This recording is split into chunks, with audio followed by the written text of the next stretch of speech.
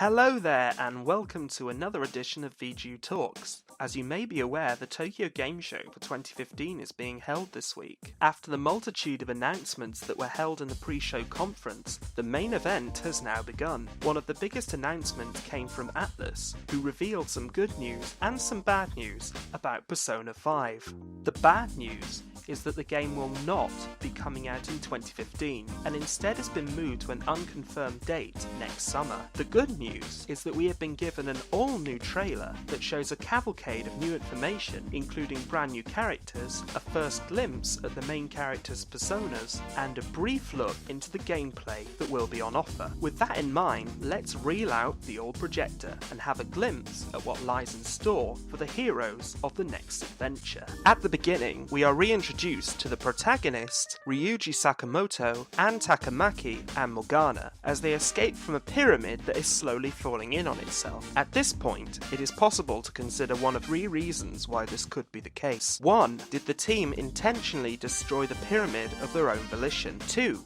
Did they activate a trap inside the pyramid? Or 3. Was the pyramid destroyed by an enemy or malevolent forces beyond their comprehension? Whichever scenario turns out to be the truth, the group have undoubtedly entered the pyramid for a specific reason, and as ATLUS have stated in the past that these new heroes may not be interested in saving the world, this scene definitely raises some interesting questions. At the end of the sequence, Anne throws Morgana into the air, and she disappears with a Team Rocket style flash.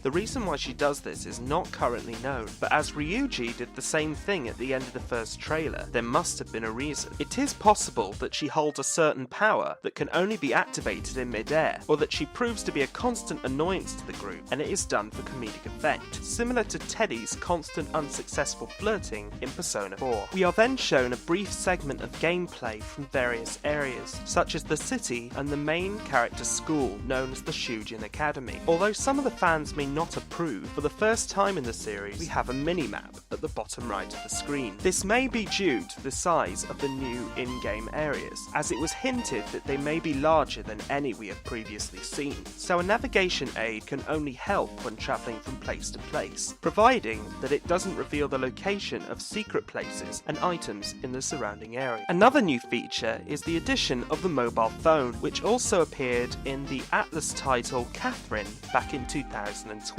If it is possible to send customized messages like it was back in the Stray Sheep bar, then I am very excited to see this feature return, as it made for some very interesting conversations between Vincent and the loves of his life. In Persona 3 and 4, there was another world where the supernatural elements of the games took place. This tradition continues in 5 and has been called the Palace by Morgana. She describes it as a world that has been made by the suppressed desire of the human race. This is an interesting revelation, as the previous games focused on the acceptance of death and a search for the truth hidden in lies. In the first trailers, the only area of the palace that was shown is a casino, a perfect place for an aspiring thief to exercise their talents. This time around, we have been shown many other locations, such as a castle area that is similar to the dungeon of Yukiko Amagi from Persona 4, and a mysterious art gallery where the paintings are like portals to other worlds. Whether this was result in a Super Mario 64 style hub world, or if they will be used as a door from one area of the worlds to another, it does not appear clear.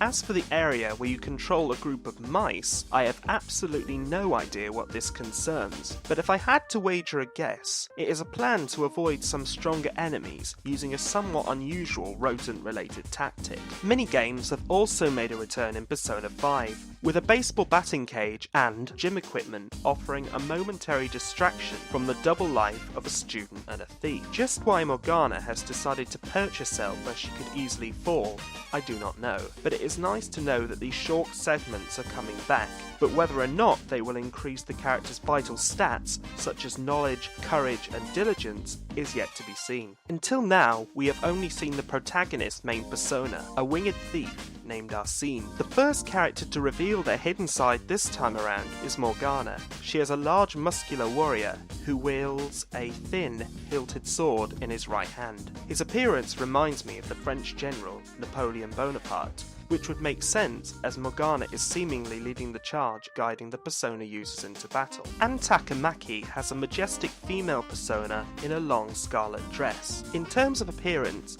she resembles the Batman villain Harley Quinn if she existed at the time of the French Revolution. Whether Anne's Persona will use physical attacks is unknown, but my guess is that she might use the spell Marin Karin to charm any monsters she encounters, like Mitsuru Kirijo from Persona 3. To round off the confirmed party members so far, Ryuji Sakamoto is able to summon a pirate with a majestic robe and a bandaged face. With a metallic hand and several weapons about his person, it is likely that he will be more focused on physical attacks rather than magical abilities. One feature of note is that Ryuji does not use a mask to summon his alter ego, which begs the question of his mental stability, which is required to control his persona. Another character with a persona is confirmed to appear, and he wears a mask that is reminiscent of Kuminitsu from Bandai Namco's Tekken franchise. His persona is also a pirate, but it is more like a pantomime villain rather than the serious-natured thief that is used by Ryuji. The character himself has not been described in great detail, but it is likely we will see more information about him as the game draws closer to release. One question that has been on the mind of many fans is how the player will obtain new personas, and if indeed there will be a character with the wildcard ability. One method of obtaining new alter egos has been confirmed in this scene, where the persona Ganesha is transformed into a mask, which is then pulled into the mask of the main character. Whether the other members of the party can use additional personas is unknown, but with this evidence, it is clear that Potokun, as the fans have affectionately dubbed him, will be able to switch his alter egos in battle. And with that,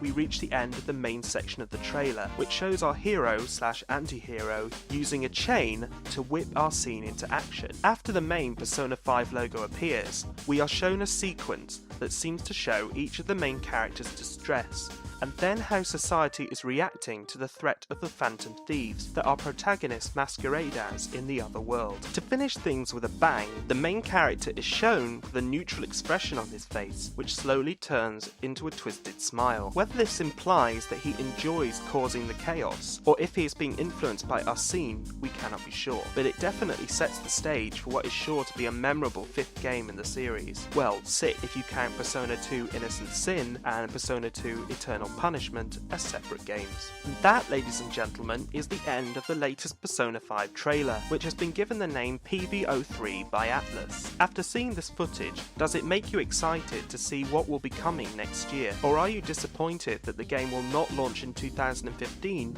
as previously promised? Let us know what you think in the comments below, and what features you would like to see return from previous Persona titles, and what brand new features you would like to see yourself. This has been another edition of VGU Talks, so thank you very much for watching, and we hope to see you again very soon.